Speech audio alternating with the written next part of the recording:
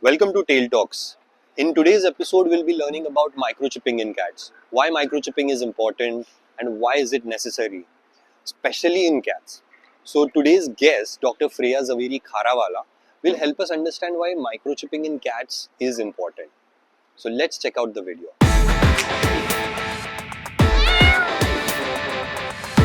Today we have our esteemed guest, Dr. Freya Javeri Kharawala. She is a veterinarian since the past 20 years. Hello, Dr. Freya. Hello. Hi.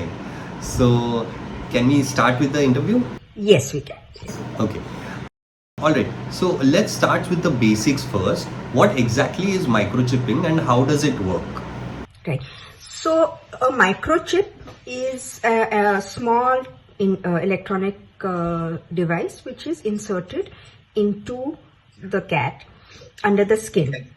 The microchipping process is not a painful process. It is not a surgical process. Like many people seem to think that inserting something like this would require a lot of intervention. It's not. It's like a simple subcutaneous injection where the chip is inserted under the skin, usually between the shoulder blades. So the second part of your question was, how does it work? Right? So it emits a signal which is picked up by a microchip reader. It has a unique 15-digit code. Each microchip has a unique code which is picked up by the reader when you scan the cat. Now, why is microchipping done is an important question. Okay. Why is microchipping done? Consider that you have a cat. Let us consider two scenarios. He may be microchipped or he may not be microchipped. He wanders off, as many cats tend to do. Suppose someone finds him, realizes he's a pet cat, he's kind of lost. He takes him to the nearest vet. The vet scans him and finds that he doesn't have a microchip. So then it becomes difficult for them to figure out who the cat belongs to. Now suppose the cat is microchipped. When he's scanned, there will be the 15-digit code will come up on the scanner, and that they can contact the pet database where the microchips are stored. The numbers are stored, and find the contact details of the owner. So you will be reunited with your cat more easily if in such a situation. Right. So I have one microchip with me today. Right. This is how the microchip looks like. Right. And I also have the microchip reader. Right. So if I just turn it on and I just scan it, I get the 15-digit. Correct? That is how it is. I had a very basic question again. Where exactly should a microchip be inserted? Because people usually don't know where exactly it is to be inserted. Is there a specific region on the body? Okay, so it is under the skin, of course. Yes. The best place is between the shoulder blades. Okay. So just after where your cat's neck joins the back, in that small region, you can feel a depression between the shoulder blades. So that is generally where your vet will insert the microchip, because that is the place normally where it doesn't shift too much. So that's generally in dogs and cats, this is the preferred spot. Okay. And once inserted, is there a longevity for that chip? For how long can the chip should be there? It will continue to emit the signal throughout the life of the cat. Sometimes there might be, very rarely, there might be a malfunction and it might stop emitting the signal.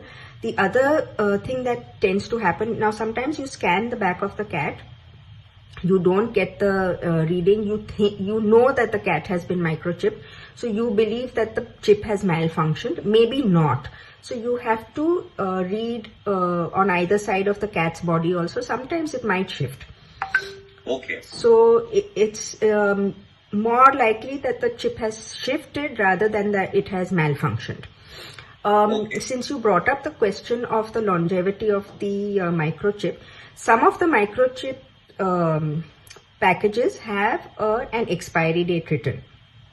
Okay. The expiry date is meant to be a guideline as to before which date you need to insert the microchip. The microchip itself is not going to expire on that day, means it is not going to stop emitting a signal after that day. Okay. Which is another misconception that people have. Okay. Are there any health risks? No, there are no health risks. It is as I said, as simple as a subcutaneous injection that is given. Okay. And you also mentioned that the microchip might move around the body. How does that work? Like, does it go inside the bloodstream of the cat? No, under the skin somewhere. Okay. So it might move towards one shoulder or the other, or it might slip a little backwards.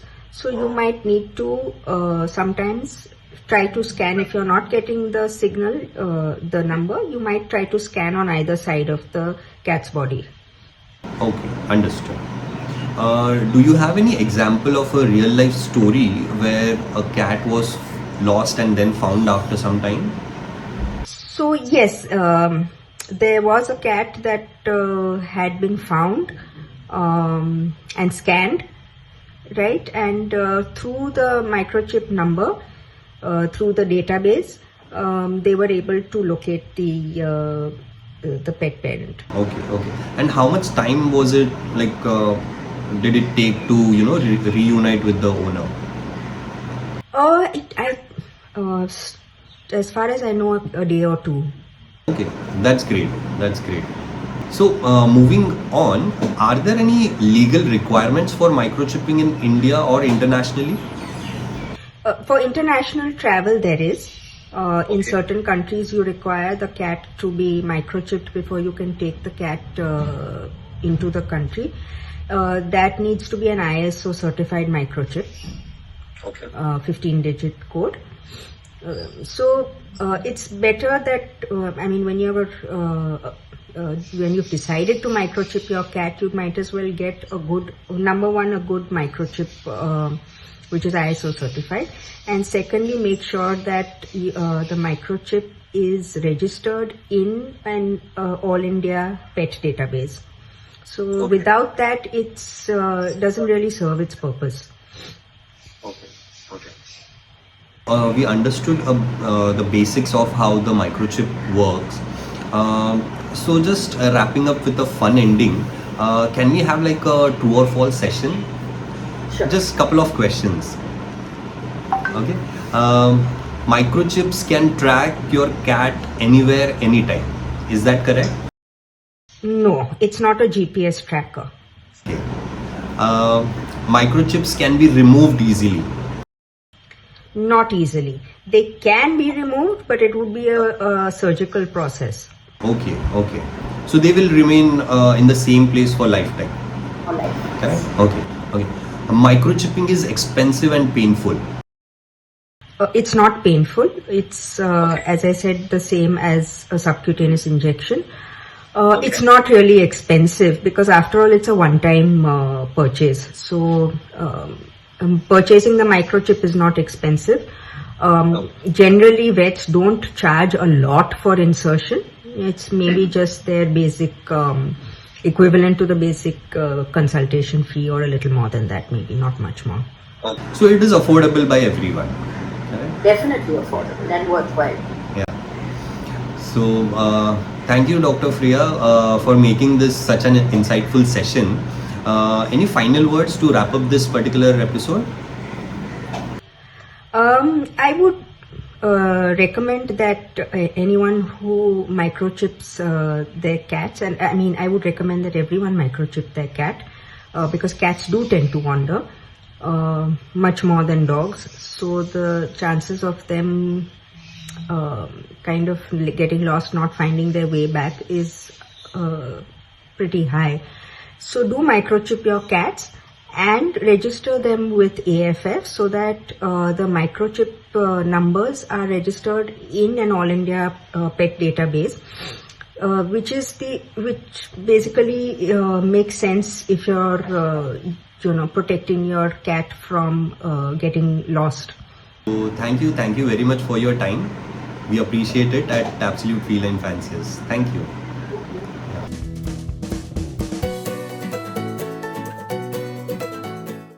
Fanciers is elated to be a part of this educational series as a partner with AFF. Hey everyone, this is Kautuk Pampattivar, founder of Fanciers, a brand dedicated to all your furry friends. Thank you Absolute Feline Fanciers for considering us in your journey to educate the community.